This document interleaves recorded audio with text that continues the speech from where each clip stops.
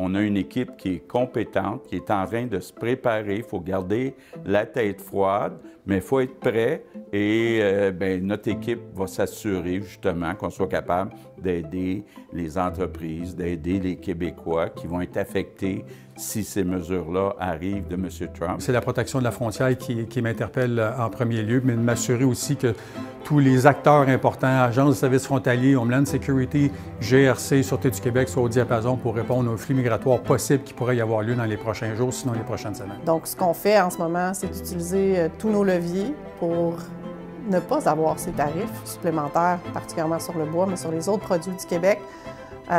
Mais on est aussi actif pour moderniser notre régime forestier, pour se donner des leviers, pour être compétitif, pour que le secteur traverse ces difficultés. Alors, on sera prêt à réagir, mais je tiens à le répéter, la meilleure solution pour tous, c'est d'éviter les tarifs parce que la relation commerciale entre le Canada et les États-Unis, elle est au bénéfice des deux pays. Il y a une mesure défensive là-dedans, mais il y a une mesure offensive qui est justement, moi je vais faire le lien direct avec la stratégie pour accroître l'autonomie alimentaire qu'on a présentée à l'automne 2020, pour laquelle on est engagé encore aujourd'hui à chaque jour.